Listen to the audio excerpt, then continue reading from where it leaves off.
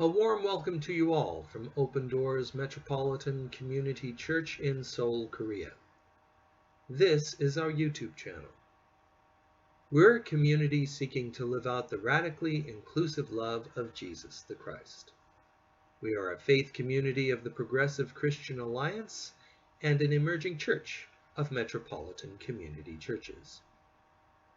Please join us now for excerpts from the service held on Sunday, May 29, 2016, the third Sunday after Pentecost.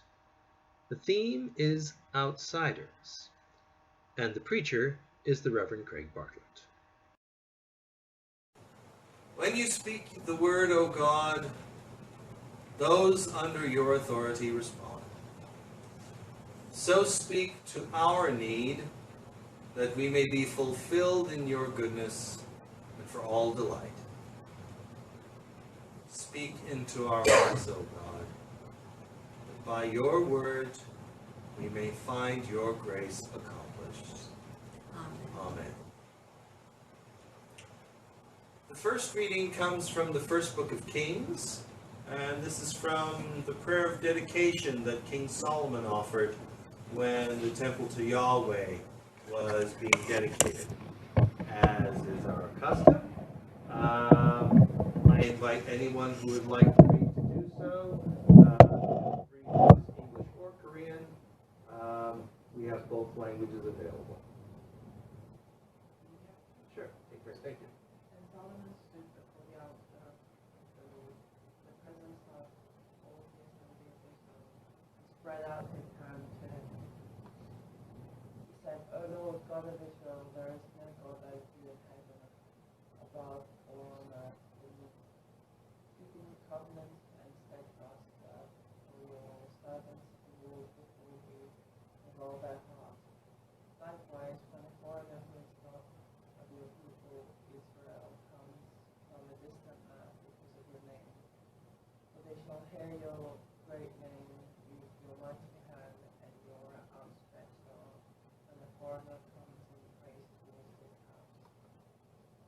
Then hear in heaven your dwelling place, and do according to all that the foreigner calls to you, so that all the people of the earth may know your name and fear you, and see your people Israel, and so that they may know that your name has been invoked upon this house that I have built. The second reading is from Paul's letter to the Galatians, first chapter, reading the first 12 verses.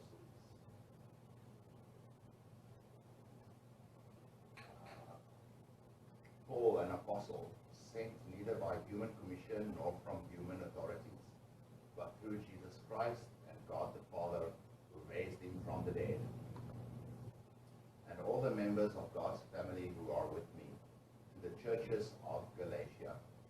Grace to you and peace from God our Father and Lord Jesus Christ, who gave himself for our sins to set us free from the present evil age, according to the will of our God and Father, to whom be the glory forever and ever. Amen.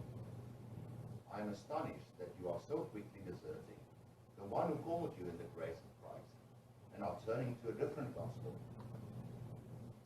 Not that there is another gospel, but there are some who are confusing you and want to pervert the gospel of Christ.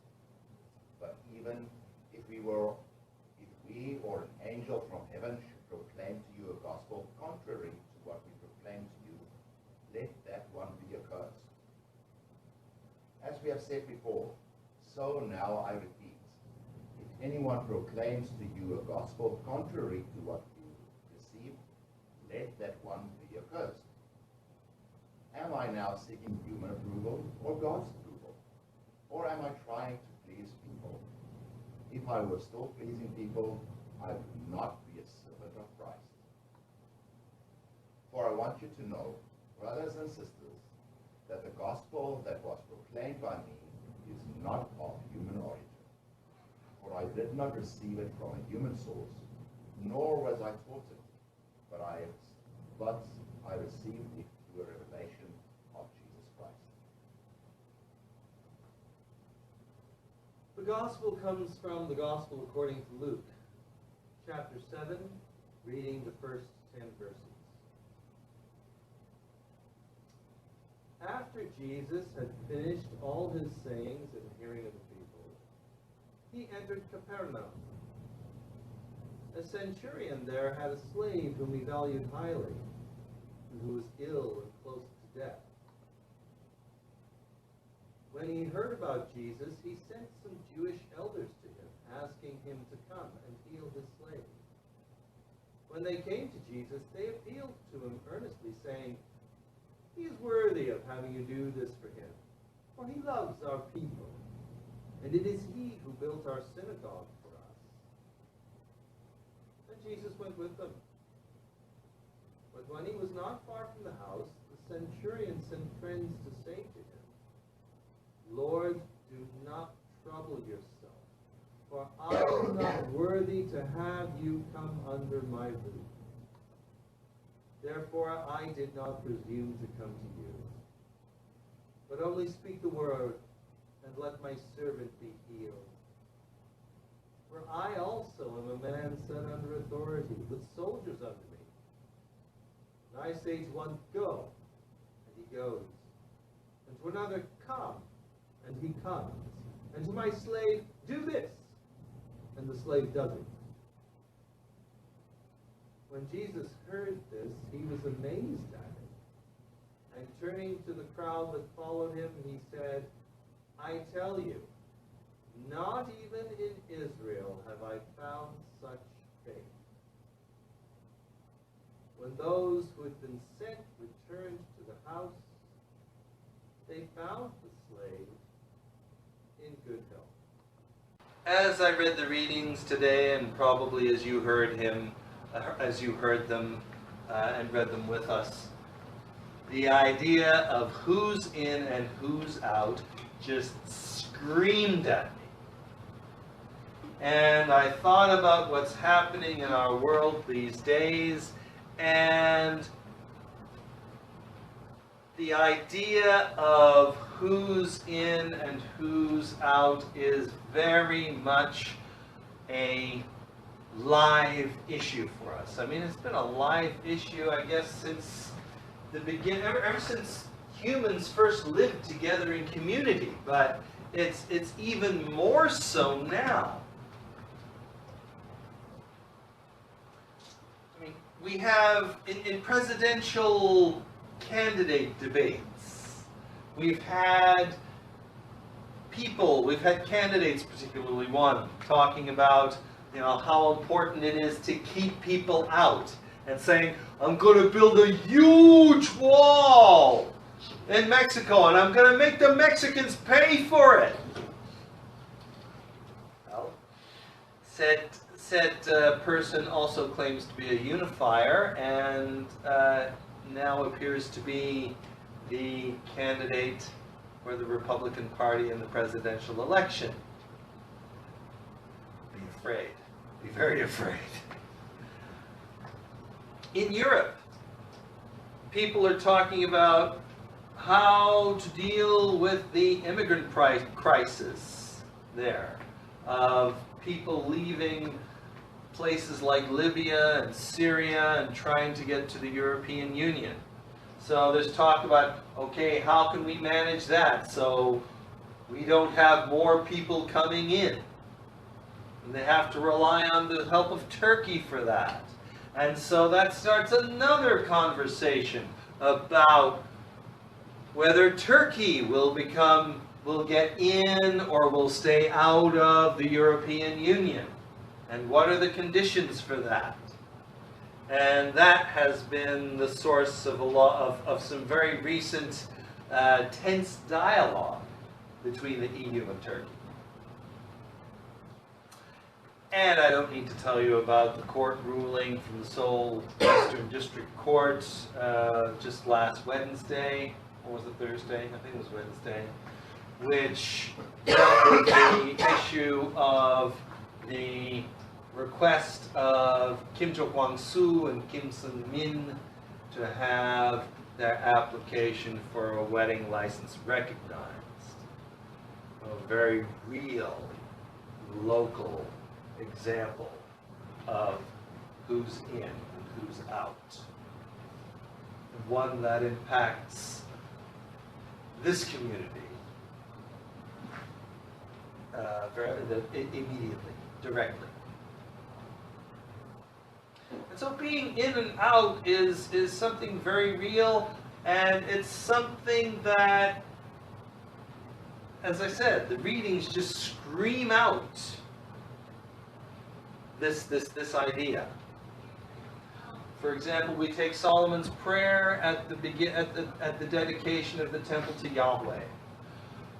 If you look at the original prayer in its entirety in 1 Kings chapter 8, he makes a lot of petitions in a lot of different situations, which really kind of anticipate the things that are going to that have happened in Israel and Judah at that time, and anticipate things that were going to happen in the future.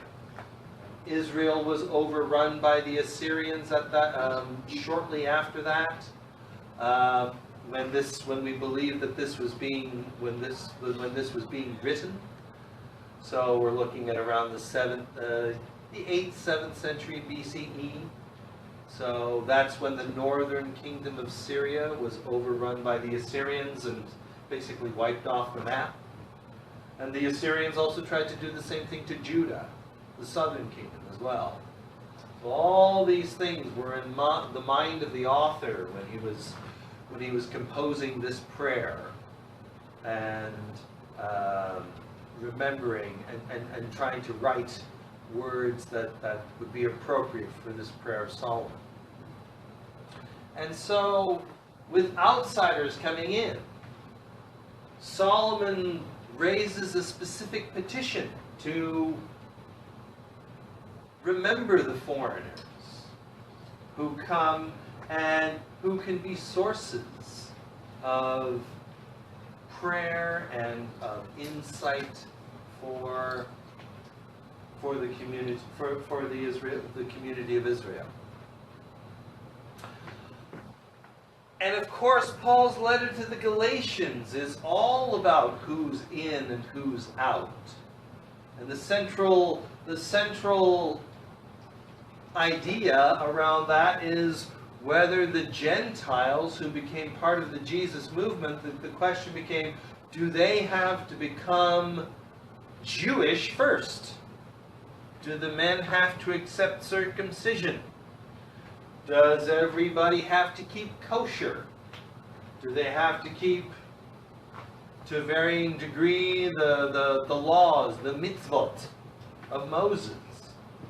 And Paul is so worked up about this issue when he hears about the people who have come to the churches in Galatia after him and have said, no, you got to become Jewish first. He's so worked up about this that it affects the way he writes his letter. Right from the first verse, Paul, he identifies himself. Paul, an apostle, not sent by human commission, but directly from God our Father and the Lord Jesus Christ. Can you hear him saying, I'm getting into a fight tonight? And he even drops the customary thanksgiving, which is found in his letters. And it's not just because that was characteristic of his letters, but it was characteristic of the way people wrote letters in general in that time.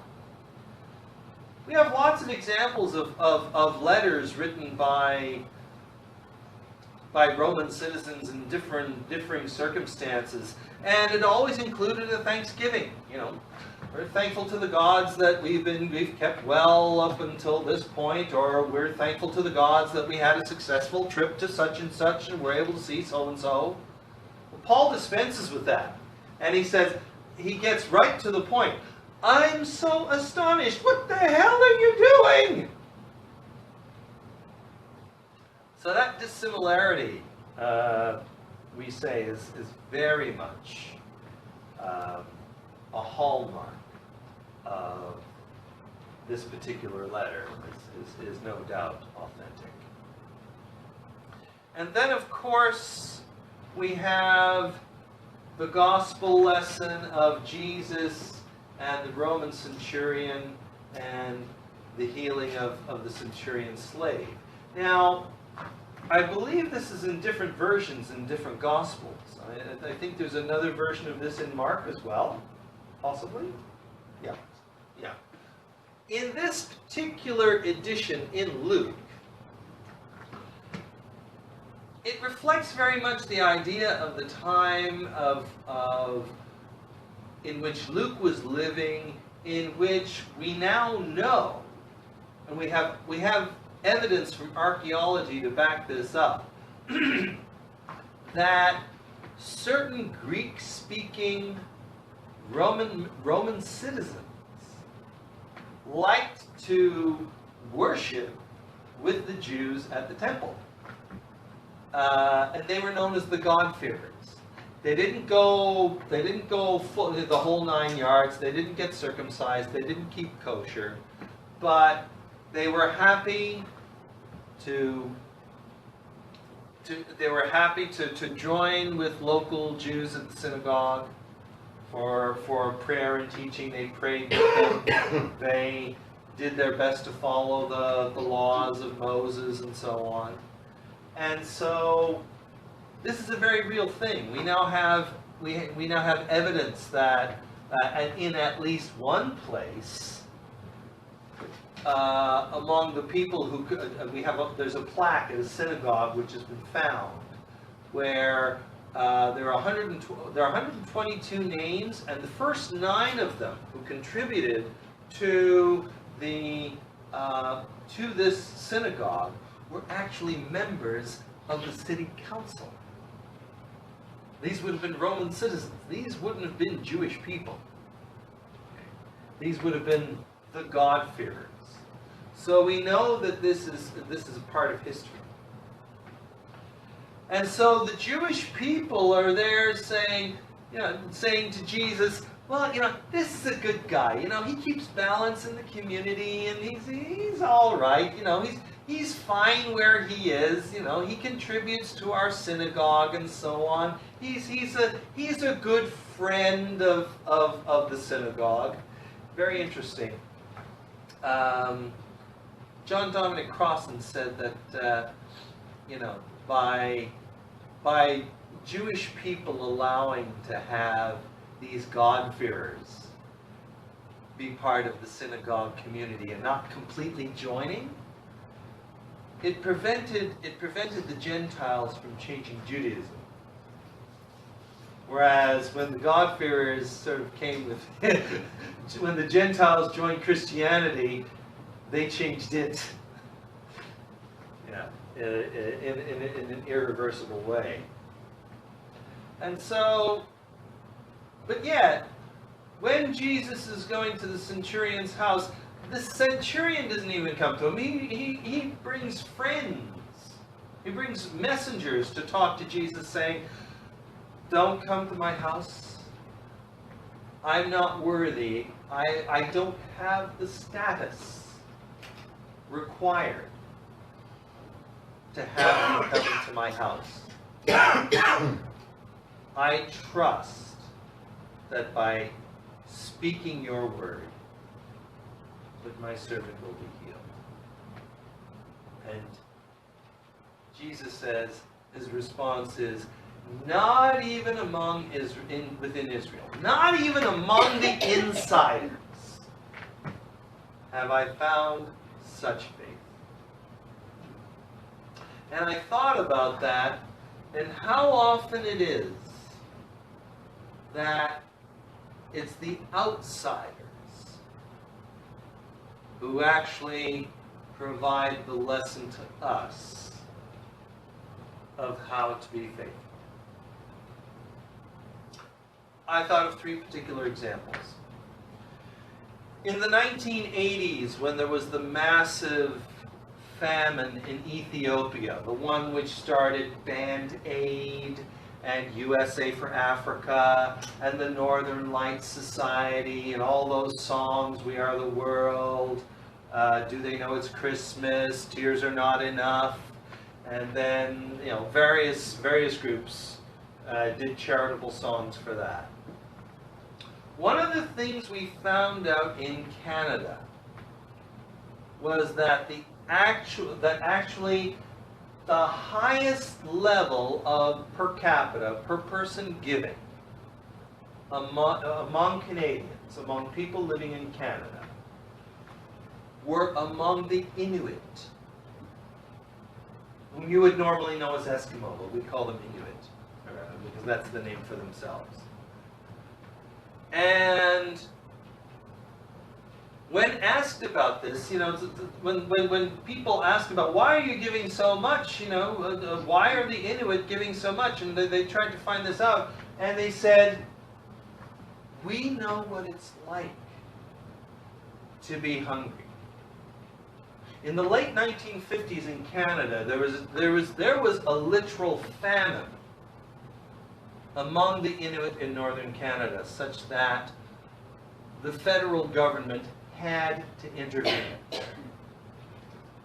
And so, when they heard about this famine far away in another part of the world, involving people who were completely different from them, they looked at that and they said, we remember what that's like. And so they gave. And they gave generously. Now, first, as you may know, First Nations people in Western countries like Canada are very much on the outside margins of economic power and political power, and that creates a lot of different problems. But in this case, it was the outsiders who shone and showed what it meant, what it means to give. And now, two more recent examples. Recently in Alberta, northern Alberta, particularly the city of Fort McMurray, that area has been ravaged by wildfires, by forest fires. One of the groups that responded first and strongest to this emergency were the communities of Syrian refugees in different cities in Canada. They were among the ones that responded first and most generously, because they remember, we know what it's like to have to be on the outside, to be looking for help from others, to be welcomed in.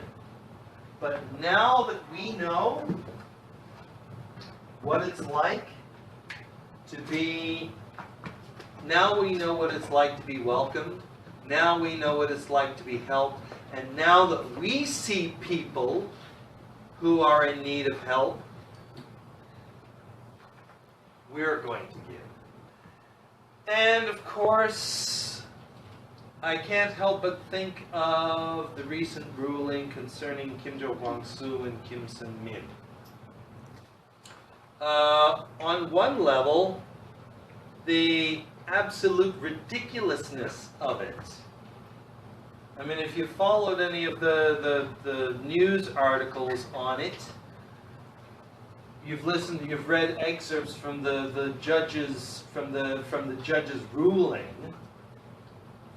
He basically said, two people living together with the intention of living in love for the rest of their lives is not sufficient. It's not a sufficient basis for marriage. And he talked about the importance of being able to birth children and to be able to raise children. Okay, if that is the base, and he said that's the social basis for the security of society. if that is the case, then I fully expect within the next little while that there should be somebody trying to propose a law saying that all people, all opposite sex couples who want to get married should have to go through fertility tests. If birthing and bringing up children is so damned important for marriage as a foundation of society, then no one should be getting married who's infertile. Moreover, I look at my own marriage. We made the choice to not have children. And if I may disclose this information, it appears as though my wife might be going through the early stages of menopause. Thank you. I asked. I'm fully expecting one of these days that one of these bloody Christian conservative crazies is going to petition the court and in a case like mine and saying they haven't had children and they can't have children now. Their marriage should be annulled. In fact, I dare you. I dare you. But here is a couple who have found joy in each other and want to spend their lives together. And they're not doing it for the sake of the children. They're not doing it to keep up appearances. They're not doing it to satisfy the expectations of their families or their friends or the matchmaker who put them together. They are staying together. They want to publicly declare that they have found joy in each other, that they want to stay together for the rest of their lives. Sorry, folks, but if that's not a sufficient grounds for recognizing a marriage, then bloody hell, I don't know what is! I just don't know. In all of these cases, it is the outsiders, the ones who are on the outside of economic power, of political power, of religious power. They are the ones who are showing us on the inside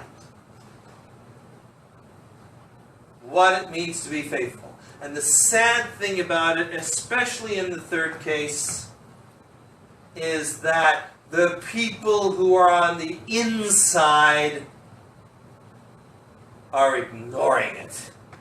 Or they're saying it's not legitimate. So, my message today is that perhaps we need to spend a bit more time listening to the outsiders.